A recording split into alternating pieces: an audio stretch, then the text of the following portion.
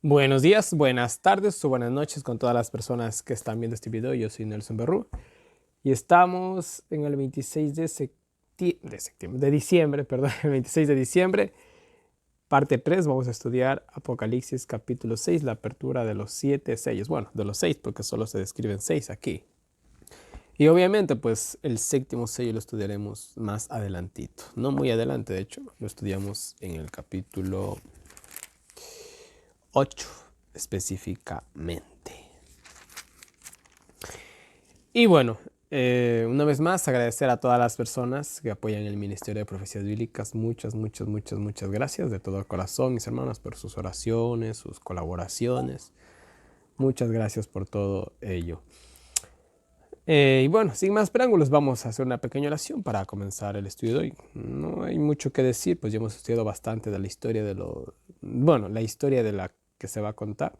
Solo vamos a verla desde otra perspectiva, así que quizás no haya mucho que comentar. Pero aún así, vamos a estudiar. Así que acompáñame en oración. Padre nuestro que estás en el cielo, santificado sea tu nombre, mi Señor. Gracias por el día más de vida. Gracias por la oportunidad que me das de grabar un nuevo video, por avanzar un capítulo más en el año bíblico y acercarnos cada vez más y más al final de este estudio tan hermoso y tan increíble que nos has permitido realizar. Mi Señor, de igual manera, te pedimos por todos los planes y propósitos que nos hemos puesto cada uno de nosotros como personas individuales y de igual manera como ministerios, de todos los que llevamos un ministerio, sea como sea, nos hemos propuesto, seas tú que nos ayude a poder realizar nuestros planes siempre en resonancia, mi Dios, juntamente con tus planes. Siempre sea así. No permitas nuestra voluntad, sino la tuya a través de nuestra voluntad. Te pido por todos los pedidos de oraciones que llegan al Ministerio de Profecías Bíblicas. Son tantos que sería imposible nombrarlos todos, pero te pido por cada uno de ellos, pues tú los conoces perfectamente. De igual manera, Señor, sin más que decirte, te lo agradecemos todo en el nombre de tu amado Cristo Jesús. Amén. Y bueno, empezamos con el primer sello. Verán, vimos las 7 iglesias, vimos desde una perspectiva espiritual, creo. Sí, desde un punto de vista espiritual vimos las 7 iglesias, o al menos eso es lo que a mí me pareció. Ahora vamos a ver los 7 sellos y vamos a ver la historia. Verán, la historia de las 7 iglesias abarca desde la era cristiana, obviamente, estamos hablando desde el año 31, hasta la venida de Cristo. De igual manera los sellos. Entonces, prácticamente cada sello podría tranquilamente seguir el orden de cada iglesia, tranquilamente. Aunque hay ciertos eruditos que no los corresponden exactamente, otros sí, otros no. ¿Qué les puedo decir? Años menos, años más, da igual. Sea como sea, nos describe la historia de la iglesia cristiana. Y bueno, entonces vemos eso, vemos aquí, vamos a ver la perspectiva desde la opresión y persecución de la iglesia. Eso es lo que vamos a ver, esa perspectiva vamos a ver aquí con los 7 sellos. 7 fases de la iglesia, igual que las 7 iglesias. Y bueno, empieza así. Vamos con el primer sello. Son sellos también que nos dan pocas características, pocos detalles, así que no podemos entrar en una gran profundidad. No, realmente es poco lo que podemos analizar aquí, pero en algo también sí. Habrá ciertos sellos que vamos a comentar un poquito más. Y el primero dice, vi cuando el Cordero Jesús abrió, rompió, da igual, uno de los sellos, el primero. Y oí a uno de los 4 seres vivientes, posiblemente el que tenía aspecto de león, con voz de trueno diciendo, ven y mira. El primer ser viviente le llama la atención a Juan y le dice, ven y mira. Es interesante que en los 4 primeros sellos, los 4 seres vivientes llaman la atención a Juan. Es muy interesante. Y es muy interesante también ver que el sexto sello rompe la secuencia de los sellos y deja de ser simbólico y se vuelve literal. Esto es algo que quizás nos pueda ayudar más adelante en el estudio de Apocalipsis, que no siempre un elemento que forma parte del capítulo tiene que seguir el orden de los demás elementos. Esto quizás nos ayude a entender ciertas cosas más adelante en Apocalipsis. Pero bueno, sin tampoco abusar de este principio. Entonces le llama el ser viviente y le dice, ven y mira. Y dice, y miré y he aquí un caballo blanco, puro, justicia. Y el que estaba sentado sobre él tenía un arco. ¿Qué significa arco en la Biblia? Arco significa fuerza, poder, según Génesis 49:24, Job 29:20. Y le fue dado una corona. Ya sabemos que una corona tiene que ver con un reino. Eso no hay ni que comentarlo mucho. Y salió cabalgando. ¿A dónde salió este caballo? Salió a todo el mundo. Venciendo. ¿Venciendo en qué? Venciendo sobre el pecado, la cruz. Y para vencer. Podríamos decir tranquilamente que la persona del caballo blanco es Cristo Jesús. También eso lo podemos ver en Apocalipsis 19. Podríamos decir que es Cristo Jesús. De cierta manera podríamos decir que sí y a la vez no. No estamos hablando específicamente de Cristo Jesús, sino estamos hablando de la iglesia que dejó fundada. La primera era de la iglesia, que estamos hablando del año 31 al año 100. Otros dicen del año 31 al año 313. Bueno, ya es cosa de cada erudito. Y salió venciendo sobre el pecado, todo. Y para vencer y para seguir venciendo, aunque más adelante se lo pierde de vista al primer caballo. Ya no se lo ve, pero sigue venciendo, solo que ahora su visibilidad es menos notable. En el fin de la historia, una vez más vuelve a aparecer en Apocalipsis 19. Y esta vez ya no está saliendo, sino está, ¿qué cosa? Llegando, mis queridos hermanos. Ha terminado el recorrido y ahora se regresa, podríamos decirlo así, usando la figura de Apocalipsis 19. No nos olvidemos que todas estas cosas son símbolos, Y aquí tenemos el símbolo de la era apostólica, la conquista y la victoria de Cristo y del Evangelio puro, que en ese momento estaba en su máximo apogeo. Esto lo vimos bastante en la iglesia de Éfeso. Ahí vimos bastante todos estos paréntesis.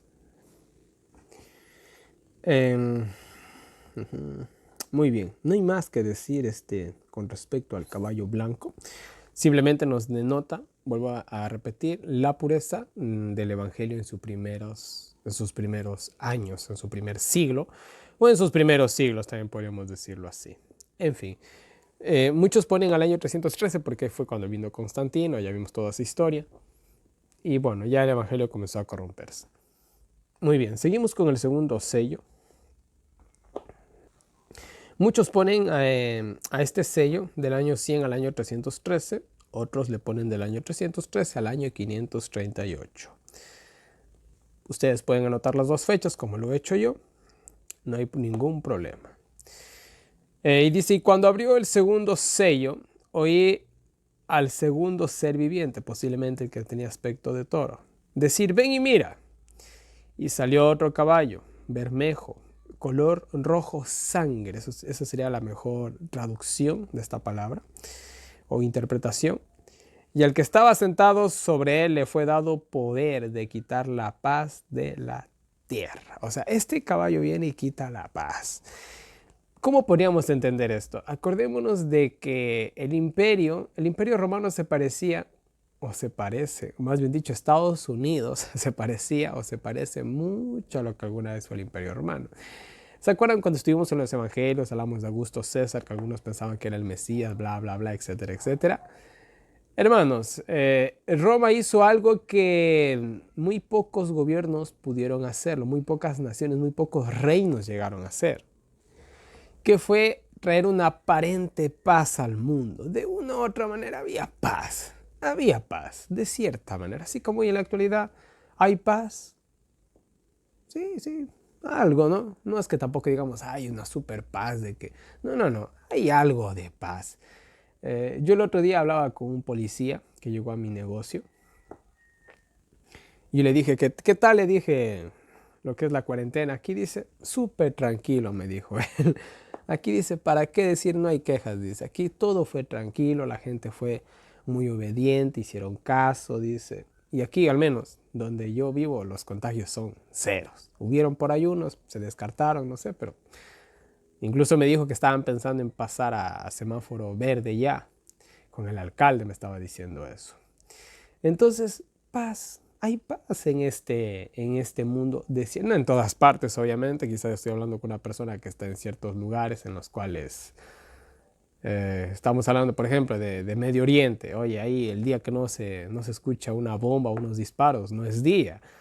No estamos hablando de esos lugares, que ellos no saben lo que es paz, no saben lo que es paz. Pero la mayoría de nosotros, gracias a Dios, vivimos en lugares pacíficos.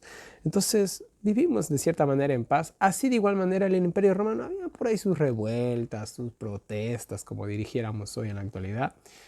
Pero había algo de paz, de cierta manera. Pero este caballo viene y quita la paz. Ahora, ¿cómo se quitó la paz?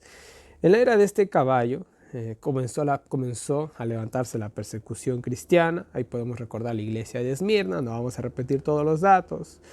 Llegaron posiblemente también, si es que este periodo abarca hasta el año 538, podemos ver a las tribus bárbaras, que bueno, la historia también ya la vimos en Daniel 7, el cuerno pequeño, creo que hicimos 2 o 3 partes de ese capítulo, ya ni me acuerdo. Las tribus bárbaras, bueno, hicieron bastantes desastres, bastante relajo, como diríamos en mi país. Las luchas por la supremacía,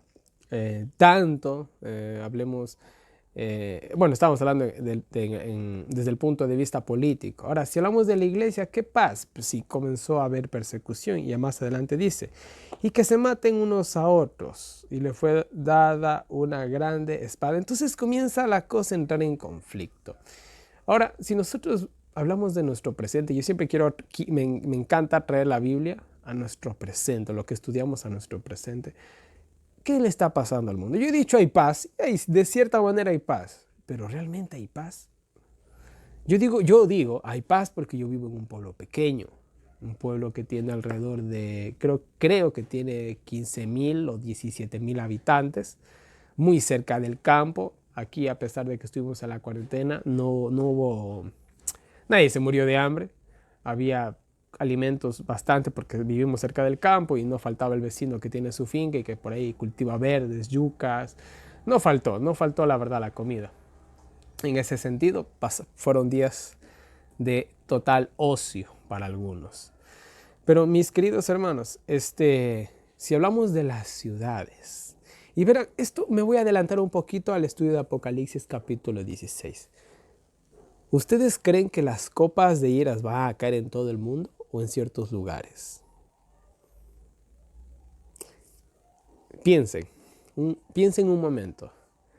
Si las copas de ira o los castigos, vamos a hablar de manera un poquito más general. Si los castigos divinos fueran a caer en todas partes del mundo, ¿qué necesidad hay de ir al campo entonces? Si también nos van a alcanzar allá ciertos conflictos. Entendamos que no en todas partes va a haber destrucción, vamos a decirlo así. Y el próximo sello también, creo que el cuarto sello nos va a dar un poquito más de luz a lo que les estoy diciendo. Entonces, en ciertos lugares podremos gozar paz, pero si nosotros vamos a las ciudades, verán, yo en mis estados, cuando comenzó todo esto de la pandemia del coronavirus, la ciudad más afectada de mi país fue la ciudad de Guayaquil, en la parte costa. Yo estoy muy lejos de eso, estoy a 7 horas de viaje. Y la situación fue tan crítica, y yo puedo corroborarlo porque tengo familiares allá, de parte de mi madre, pues mi madre es costeña. Y la situación era tan fuerte que mis propios familiares nos confirmaron de que realmente los muertos pasaban en la calle. Había cadáveres en la calle. Yo publiqué muchos videos en mis estados con respecto a todo esto. Las ciudades fue un infierno, por usar alguna palabra, fue un infierno las ciudades. Pero lugares como donde yo vivo, señores, no se escuchó absolutamente prácticamente nada. Entonces, habrán ciertos lugares que serán afectados y otros no. Y una vez más insisto, y aprovechando el segundo sello, es necesario la vida en el campo, mis queridos hermanos. Porque la paz va a ser quitada y siempre, cuando hay ciertas crisis o lo que sea, los que siempre son más afectados son los que viven en la ciudad. Por eso, cuando veáis a Jerusalén sitiada por ejércitos, huid a los campos. Y ahora nosotros vimos un virus, si es que se lo puede llamar virus, que sitió todo el mundo. Señores, ¿qué estamos? No voy a decir que están, ¿qué estamos esperando? En fin, mis queridos hermanos, este es el segundo sello. Disculpen que lo expandí un poco, pero sigamos con el tercer sello. Y cuando abrió el tercer sello, oí al tercer ser viviente, posiblemente el que tenía aspecto de águila, que decía, ven y mire, y he aquí un caballo negro. Verán. El primer caballo era blanco, el segundo era rojo, el tercero es negro y el cuarto es pálido, es color muerte, dice. O sea, la cosa se está poniendo cada vez peor en la visión. Cada vez todo va empeorando y se va haciendo más terrible. Ahora sale un caballo color negro y el que estaba sentado sobre él tenía una balanza en su mano. Ahora, miren, podemos ver ¿cuál es esta era? ¿Cuál es esta era? Me estoy saltando eso. Estamos hablando posiblemente del año 303 al año 538, cuando el evangelio comenzó a corromperse. Otros dicen del año 538 al año 1517, la edad oscura. Tiene también su lógica. Para mí puede ser tan plausible del año 313 como al año 1517. Tranquilamente, no hay mucho problema en ese asunto. Entonces estamos viendo que hay una oscuridad espiritual. El evangelio comienza a corromperse. Ya hablamos de todo eso. El paganismo se fusionó con el cristianismo y se creó la nueva religión, la Iglesia Católica. Ahora, después, miren, esto es algo irónico. Y bueno, creo que nadie ha experimentado eso, gracias a Dios, pero después de la guerra siempre sigue el hambre. Siempre sigue el hambre. Entonces tenemos un caballo rojo que vino y hizo mucho conflicto. Pero después de eso viene un hambre. Ya van a ver por qué. Siguiente versículo. Y bueno, en esta era de este caballo reinó la tradición. Aquí la palabra de Dios, naranjas, limones y mandarinas. No, para nada.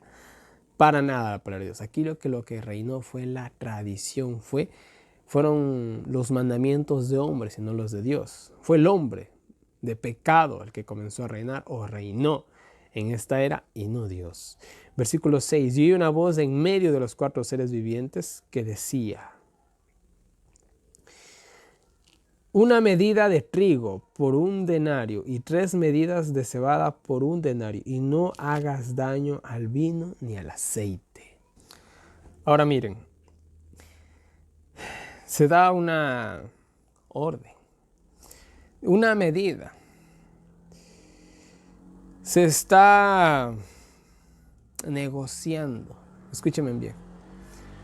Se está negociando la verdad, se está negociando el evangelio, se está negociando la palabra de Dios. ¿Por qué? Miren, una medida de trigo por un denario. Un denario es la paga de un día. La paga de un día, pues bueno, eso depende del país en que ustedes vivan. ¿Cuánto ganan? Por ejemplo, aquí un diario en mi país, que tenemos el dólar, está aproximadamente redondeando unos $20, redondeando. Con $20 se podía comprar una medida de trigo que equivaldría a unas 2 libras de trigo. Y en ese tiempo la libra era menos de lo que tenemos hoy la libra. O sea, estamos hablando quizás de una libra y media de trigo por $20. Oye, eso es mucha plata, mucho dinero. 6 libras de cebada por $20. Wow, yo creo que en mi país, la libra de cebada, no estoy tan seguro, no soy el cabo las compras en mi casa muy seguido. Bueno, yo compro más verduras, pero creo que la libra de cebada está entre 50 centavos o $1. No estoy tan seguro. Vamos a decir que vale $1 la libra de cebada en mi país. O sea, que ahorita con lo que podías comprar 20 libras, ahora puedes comprar apenas 6 libras. ¿Cuánto vale? ¿Cuán caros se hicieron estos elementos básicos? Ahora mire, trigo y cebada eran ingredientes para hacer el pan. Entonces, los ingredientes se compran por separados. El ingrediente más valioso, que sería el trigo, es más caro, y la cebada, que era para los pobres, de igual manera está cara. O sea, conseguir los elementos para poder hacer pan están mega súper caros. ¿Sí? Es lo que trata, es la idea que nos da aquí. Y no hagas daño al vino ni al aceite. Ahora, ¿cuál es el vino? Bueno, Cristo dijo, Cristo se refirió a su sangre como vino, Mateo 26, 27, 28, Mateo 9, 17, también el vino como doctrina. No tiras doctrina nueva en recipientes viejos, no le das doctrina nueva a personas que tienen ideas fundamentales y viejas. Fue lo que le dijo Jesús refiriéndose a los fariseos. Todo eso hemos estudiado. El vino, entonces verán, en la Biblia el vino puede significar doctrina. El pan significaría la palabra de Dios, la Biblia, mejor dicho. El aceite, el Espíritu Santo, todo eso lo vimos en Apocalipsis 1:12, no vamos a repetirlo. Entonces, tanto la palabra de Dios, la doctrina, pues la doctrina católica se impuso y toda su tradición, el aceite, el Espíritu Santo, el vino, la doctrina, el pan, la palabra de Dios, dije el aceite, el Espíritu Santo, bueno, ya me perdí. Estos 4 elementos, aceite, vino, palabra de Dios, que no, está bien, ya, estos 3 elementos, perdón, tanto la doctrina, la Biblia y el Espíritu Santo, que enseñan todas estas cosas, están al menos la Biblia está en un acceso imposible. No nos olvidemos que por la Edad Media se prohibió la Biblia, y como les recordé un poquito la historia de Martín Lutero, después de no sé cuántos años de haber estado estudiando para ser monje, por accidente, por coincidencia y por providencia divina, se topó con la Biblia. Así de escasa era la Biblia, que Martín Lutero, acuérdense que Martín Lutero no era de una persona de bajos recursos. Sus padres sí tenían algo. Pero bueno, sea como sea, por coincidencias del destino, se topó con una Biblia. Era tan escasa la palabra de Dios en esos tiempos. Tener una Biblia debió o debería de haber costado, yo creo, con todo el trabajo, por lo bajito tener una Biblia en esa época debió haber costado, yo me imagino, por sacar algún número, siquiera unos $1000, por lo bajito, si no era más. Ahora, ¿quién tiene $1000 para comprarse una Biblia? De entre nosotros. ¿Qué tan difícil era adquirir una Biblia? ¿Y por qué era tan caro? Porque obviamente no había la imprenta, así que tocaba escribirla. En fin, entonces la palabra de Dios, la Biblia, totalmente es muy, muy, muy, muy escasa y súper cara, tanto en el sentido físico como espiritual. Pero la doctrina y el aceite sí, sí había, pero de igual manera un poquito de difícil acceso, porque no puedes tener doctrina si no tienes la Biblia, en pocas palabras. Entonces eran elementos muy difíciles de conseguir. Es interesante también que tanto vino, aceite, trigo y cebada eran productos principales de Israel, muy populares en Israel. Interesante, esto también nos hace ver el lado espiritual. Entonces aquí podríamos decir, como lo dicen Amos, capítulo 8, versículo 11 al 12, hubo un gran hambre del Evangelio, una gran hambre del Evangelio. Y no nos olvidemos, en esta época las misas eran en latín. Era como si yo me fuera a un pueblo de gente pobre y me pusiera a predicar en inglés. ¿Quién me va a entender? ¿Quién me va a entender? Les aseguro que nadie me va a entender. Estamos hablando de gente pobre, que de buenas a peor hablarán el español, así que ¿quién me va a entender si me pongo a predicar en inglés? Era totalmente escaso la palabra de Dios en esta época. La verdad pura era totalmente escasa. Entonces, mis queridos hermanos, eso es lo que tenemos con respecto al tercer sello. No hay nada más que decir, es la era de la corrupción del evangelio. Sí, vamos al cuarto sello. Y esto, bueno, muchos ponen del año 538 al año 1517 y otros ponen del año 1500 al año 1798, que parece ser que realmente la segunda opción de los años que yo les voy dando como que es la más plausible, según la interpretación que vamos dándole a los pasajes bíblicos. Y nos dice así el primer versículo: y cuando abrió el cuarto sello, oí la voz del cuarto ser viviente que decía, ven y mira. Y bueno, el cuarto ser viviente ya nos queda solamente el hombre, posiblemente sea él. Ven y mira. Y miré y he aquí un caballo pálido. ¿Qué aspecto tiene una persona cuando fallece? Hay personas que son irreconocibles. Yo de manera personal no soy de los que les gusta ver a las personas fallecidas. No me gusta. Prefiero recordarlos con vida porque tuve una vez una mala experiencia de una persona muy querida que la vi así, yo ni siquiera la reconocí y fue un golpe psicológico muy fuerte para mí. Yo desde ahí dije, nunca más en mi vida veo una persona muerta. Me quedo con el recuerdo de cuando la vi en vida. Pero una persona muerta, los que han visto un muerto, saben que es una persona pálida. Ya, pálida. Entonces, este caballo anuncia la muerte desde el principio. Sobre él tenía por nombre muerte, tenía el nombre de muerte, y el infierno, la muerte, o el sepulcro, mejor dicho, el sepulcro, perdón, le seguía. Y le fue dada potestad, le dada autoridad sobre la cuarta parte de la tierra. O sea, no es que tampoco iba a haber muerte en todo el mundo, sino solamente sobre la cuarta parte, solamente sobre una parte, nada más. Esto de la cuarta parte, tercera parte, son a veces más, esto es más simbólico que literal. ¿Para matar con qué? Con espada. Escuchen bien cómo mata este caballo. Mata con espada.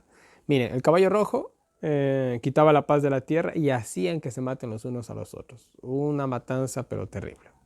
Por eso le dimos la interpretación de las tribus bárbaras, el imperio romano y todo eso. Este caballo mata con espada, hambre, mortandad y con las fieras de la tierra. ¿Qué les recuerda todo esto? ¿A qué les recuerda todo esto? A la Santa Inquisición, instaurada específicamente en su mejor apogeo, por usar una palabra terrible, a este evento, con los jesuitas, los cuales, vean, ni entremos en detalles con la Santa Inquisición, ni entremos, porque ahí tenemos para hacer toda una saga de películas de terror, ¿sí? Solamente les voy a dar ciertos datos históricos. En 1184 se dio la primera Inquisición, llamada la Inquisición medieval en Francia. Fue la primera Inquisición en 1184. En 1249 hubo otra Inquisición en Aragón, lo que hoy en la actualidad sería España, pero en esa época Aragón, una ciudad de España, o de lo que hoy se llama España, que en ese tiempo eran los hugonotes, creo que eran, si no mal recuerdo, o los visigodos. Ya ni me acuerdo, lo siento. En fin, en 1478 a 1834, la famosa Inquisición española.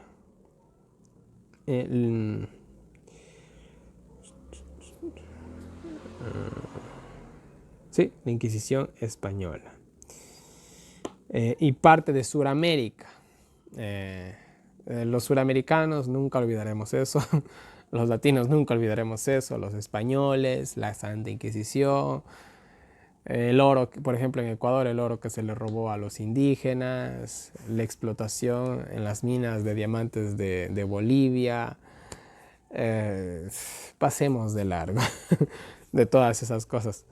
Ya, todo suramericano, todo latino, creo que tuvo esa historia, esa parte de historia en la escuela. Al menos en mi tiempo se enseñaba. Entonces, hay la famosa Inquisición española, que también fue afectada a Sudamérica, nuestra región, para la mayoría de los que me están escuchando. de 1478 a 1834. De 1536 a 1821, la Inquisición portuguesa. Los portugueses, Brasil también creo que debió haberse involucrado ahí, no lo sé. Pero bueno, al menos Portugal sí. De 1542 a 1965, la Inquisición, como se la llamó, la Inquisición romana, que realmente fue algo contra la Reforma. Y en 1965 recién se la terminó. Y esa es la contrarreforma, eso sí vimos, los jesuitas, el futurismo, el preterismo, bla, bla, etcétera, etcétera, etcétera. Eso son ciertas fechas de ciertas inquisiciones que hubieron. Oigan, si entramos en los detalles, aquí podemos pasar horas hablando de la Santa Inquisición. ¿Qué les recomiendo yo? Vayan en internet, busquen un documental de la Inquisición y horrorícense de todas las cosas que se hicieron. Y les digo en serio, horrorícense, porque eso ni en las películas de terror, esas de matanza, se ven o se verán hechos tan sangrientos como lo hizo la Iglesia católica. Verán, si nosotros vamos a la historia, hay ciertas instituciones, ciertos poderes que cobraron millones de vidas. Por ejemplo, si nosotros vamos al comunismo, vamos a la Unión Soviética, Stalin y todo eso, el reino del terror, como se lo llamó, oye, hubieron millones de muertos. Si hablamos del movimiento nazi, hablamos de millones de muertos. Si hablamos de cada imperio, Babilonia, Roma, y bueno, millones de muertos. Si hablamos de la Iglesia Católica, supera a los nazis, supera al comunismo, creo que supera a todo el mundo. La Iglesia Católica supera, es el rey de las matanzas, es el rey de la muerte, tranquilamente. Les digo que en el infierno, en el muro de honor del infierno, él está ahí, en toda la cúspide. Ahí está una foto del simbolismo de la Iglesia Católica. Y de ahí después siguen Hitler, Stalin. Ya. En el muro de honor del infierno, ahí están ellos. Una institución que, bueno, simplemente predicaba la muerte. Hitler, ¿quién no escuchaba de Hitler? Aseguraba seguir el ejemplo de la Iglesia Católica al erradicar los judíos para que prevalezca el catolicismo o el cristianismo, como lo llamó él. Entonces hay fotitos, por ejemplo, en el seminario del pastor Enrique Rosenthal, que lo recomendé para el estudio del año bíblico. Yo saqué algo de esta información. Y ahí hay fotos, incluso en el seminario del pastor Rosenthal, en el cual a Hitler le falta besarle en la boca al papa de esa época, que no me acuerdo cómo se llamaba. En serio, o sea, ¿por qué? Porque Hitler solamente era un peón en el juego del papado. Hermanos, no se olviden de algo, yo ya les dije una vez algo. Detrás de los hilos de este mundo están los jesuitas. Que en Estados Unidos los jesuitas. Los jesuitas. Que el hermano Nelson se murió, los jesuitas fueron, mis queridos hermanos. Ya, los jesuitas están en todo. ¿Sí? Nunca se olviden de eso. Son una cosa increíble ellos. Y bueno, en sí, ese es el cuarto caballo, el cuarto sello, el caballo color muerte. Y bueno, este ha sido el estudio sencillo, ahora vamos a lo difícil. Vamos al quinto sello, el clamor de los mártires. Y bueno, el periodo que aquí se da es la época de la Reforma, 1517 a 1755, según algunos. Otros le ponen desde el año 1798, 1844 y la segunda venida de Cristo, que sí. Ya les he dicho que esto de los años no es que tampoco sea tan algo dogmático. Son cosas que realmente son removibles. Y bueno, empieza así. Y cuando abrió el quinto sello vi debajo del altar. Primer problema. Se abre el quinto sello. Dice que se ve debajo del altar. ¿Del altar de qué? ¿O de quién? ¿O de dónde? las almas de los que habían sido muertos por la causa de la palabra de Dios y por el testimonio que ellos tenían. Y bueno, se ve debajo de este altar, que ya voy a decir cuál es este altar, las almas de las personas que han muerto por el Evangelio de todas las edades, de todas las edades. Ahora, ¿cuál es este altar? El único altar que podría estar mencionándose y que esté en el cielo es el altar del incienso, que estamos en el lugar santo, no se olviden de eso, no se olviden de ese orden. Estamos en el lugar santo, entonces el único altar que hay ahí es el altar del incienso, en el cual no cabe que realmente estén estas almas. Acordémonos que estamos hablando de elementos simbólicos, por favor. Porque si estuviéramos hablando de eventos literales, entonces los 4 caballos también están en el cielo y están, no sé, dándose las vueltas por ahí. Y no tiene lógica eso, porque hasta el momento todo esto es simbólico. Ahora, el altar, realmente esto es un simbolismo de que estas almas son almas de personas que han muerto. ¿Pero han muerto por qué? Han muerto por la causa de Cristo. Si nosotros vamos a Levíticos capítulo 4, versículo 7, Levíticos capítulo 17, versículo 11, vemos que, y esto lo estudiamos todo cuando estábamos en Pentateuco, vemos que cuando el sacerdote ofrecía un sacrificio, cierta parte de la sangre echaba al pie del altar. Estos eran los sacrificios. ¿Se acuerdan todo eso? Entonces, este es el simbolismo que se está utilizando aquí. La sangre de las personas que han muerto están clamando, como lo dice en el versículo 10, y clamaban en alta voz diciendo: ¿hasta cuándo, Señor santo y verdadero, no juzgas y vengas nuestra sangre de los que moran en la tierra? Ahora también aquí parece un elemento un poco raro. Estas almas como que están pidiendo venganza, y realmente no es que están pidiendo venganza. Ellos lo que están pidiendo es vindicar el nombre de Jesucristo, pues para eso es su venganza, no para sentirse bien ellos o para descansar en paz, como puede decir alguna idea o creencia católica. No, no es para eso. Realmente es para vindicar y dar fin a todo este conflicto. ¿Y hasta cuándo iba a ser esto? Obviamente podríamos decir que hasta cuándo comienzas a vengar o vengas nuestra sangre. De cierta manera comenzó esta venganza o comenzó a vindicarse tanto el carácter de Dios como el carácter de estas almas que habían muerto por todas las edades, y sobre todo en la persecución que levantó el papado desde la primera Inquisición en el año 1184 y también desde la era de Esmirna, las persecuciones cristianas primeras y bueno, etcétera, etcétera, desde la primera iglesia prácticamente. Todo esto comenzó a vindicarse o a corregirse con la Reforma. Pues en la Reforma se dieron cuenta realmente lo que habían sufrido estas personas. Se dio cuenta que el anticristo era el papado. Entonces, en cierto grado, estas almas comenzaron a tener, entre comillas, su venganza desde esa época. Podríamos decirlo así. No nos olvidemos también que le estoy diciendo que esto es un símbolo.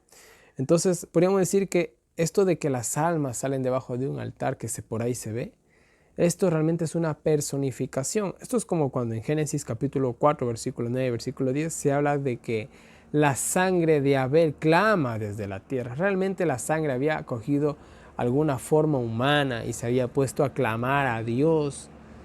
No, realmente esto es una personificación, es un simbolismo, es un significado, diciendo de que la sangre o la muerte o el acto de muerte de Abel estaba pidiendo justicia.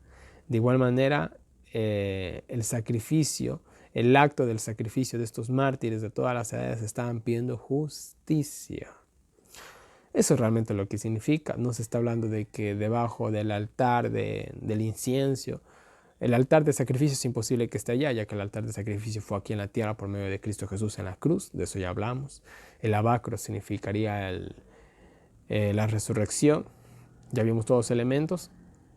Entonces, el único altar es el altar de incienso y no cabe lugar porque en ese altar no se echaba sangre en la parte de abajo, sino en el altar de sacrificio. Entonces es un simbolismo nada más. Eh, perdón, me perdí. Ya.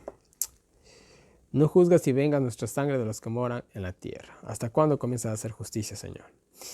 ¿Qué se les hizo a estas almas de manera simbólica? Les fueron dadas vestiduras blancas a cada uno de ellos. Bueno, y estas vestiduras, esto que se les da las vestiduras blancas puede estar refiriéndose a la reforma que comenzó a justificarse el carácter y las muertes de estas personas de cierta manera.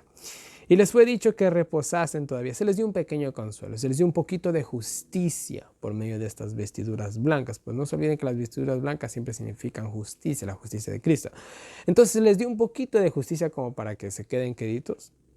Y se les fue dicho que reposasen todavía un poco de tiempo, hasta que se completaran sus consiervos y sus hermanos que también habían de ser muertos como ellos, hasta que muere el último mártir. Antes de caer la primera copa de ira, aguántense ahí hasta que muera la última persona que tenga que morir por el evangelio. Prácticamente es lo que les dice Jesús de una manera simbólica a estas almas que están pidiendo justicia, mis queridos hermanos. Ahora, estas almas simbólicas tienen que esperarse hasta cuando Cristo prácticamente venga por segunda vez o por tercera vez, mejor dicho, y pague a cada uno según sus obras. Hasta que se desarrolle el clímax del plan de salvación.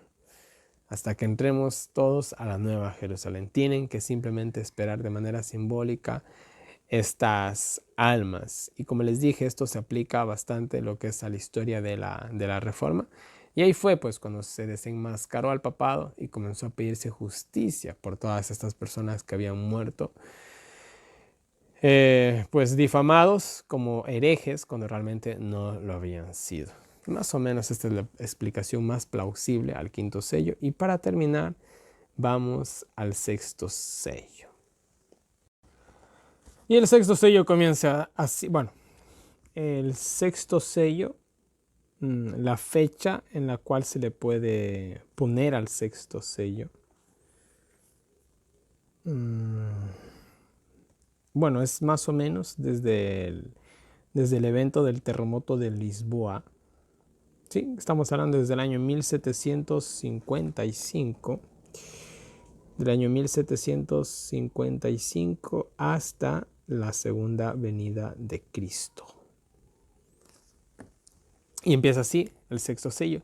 Y miré cuando abrió el sexto sello y aquí fue hecho un gran terremoto. Y este es el famoso terremoto de Lisboa que se dio el 1 de noviembre de 1755.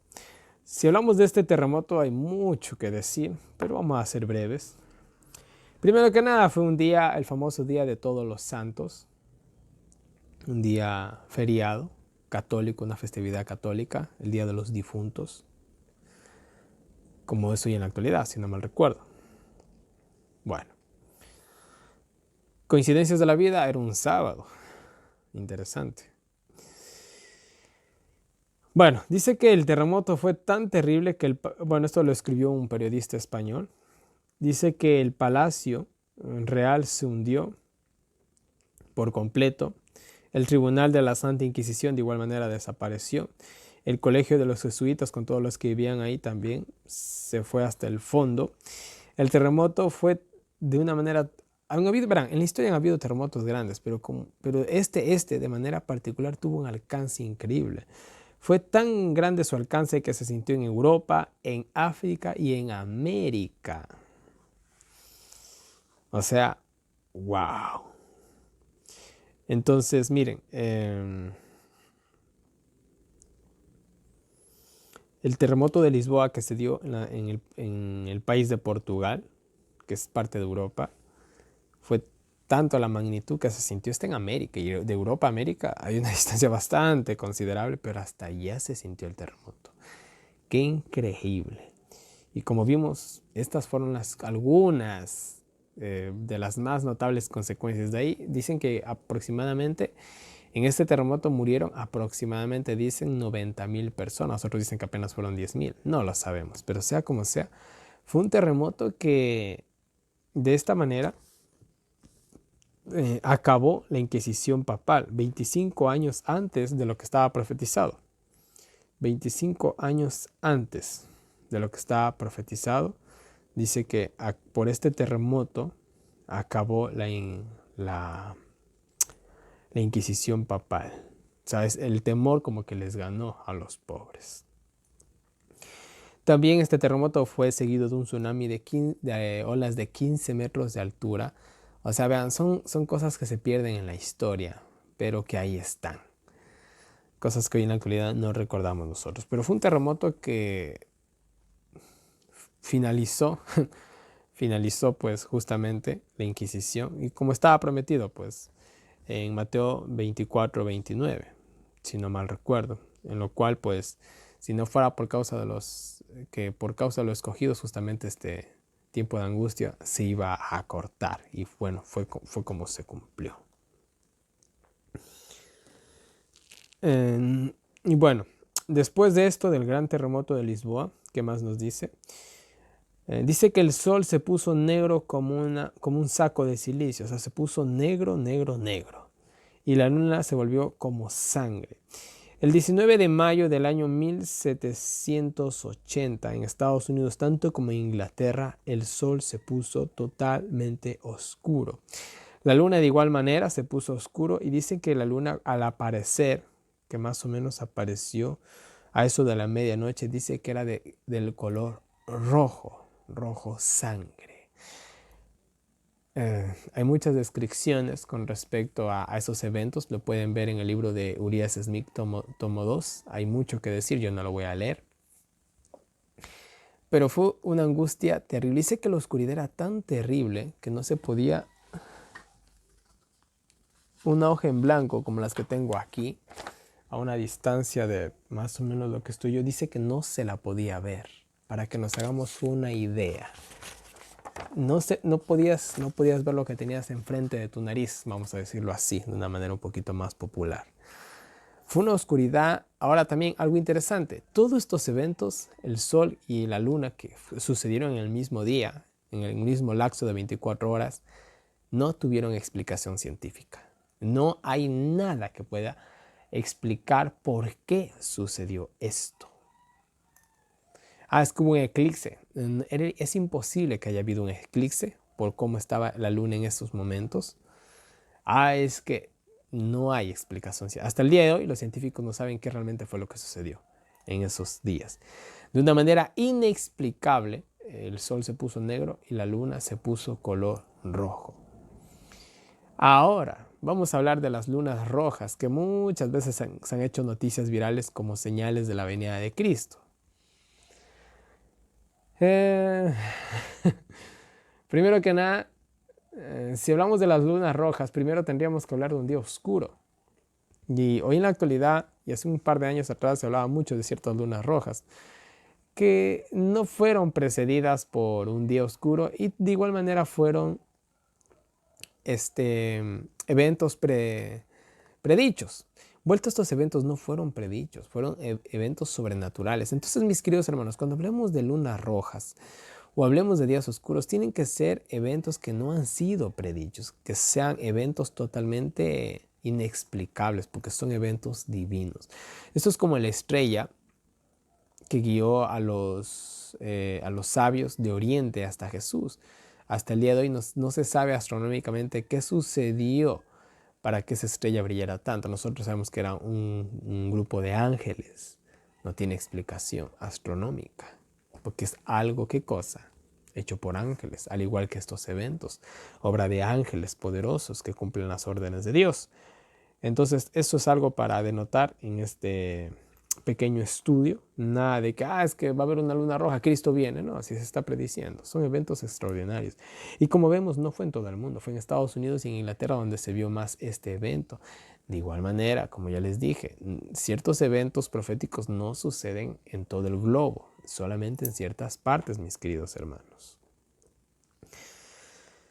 Muy bien, después, versículo 13, ¿qué más nos dice? Y las estrellas del cielo cayeron sobre la tierra como caen los higos verdes de la higuera cuando es sacudida por un fuerte viento. Y esto lo podemos ver en Mateo 24:32. Ahora, este evento de la lluvia de las estrellas fue el 13 de noviembre de 1833. Y en estos momentos había un mega super despertar por lo religioso. Estamos en la época de Filadelfia y ya analizamos nosotros todo eso. Entonces, esta también fue una de las señales que se predijo y que motivó más a las personas con respecto a la segunda venida de Cristo para el año 1843-1844. En el libro de Urias Smith se describen pues, ciertos relatos de ciertas personas que vieron este evento y que no pudieron afirmar nada más ni nada menos que una señal más para la venida de Cristo, como ellos mismos también lo creyeron de todo corazón. ¿Y saben qué? Sí. Cristo estaba a punto de venir,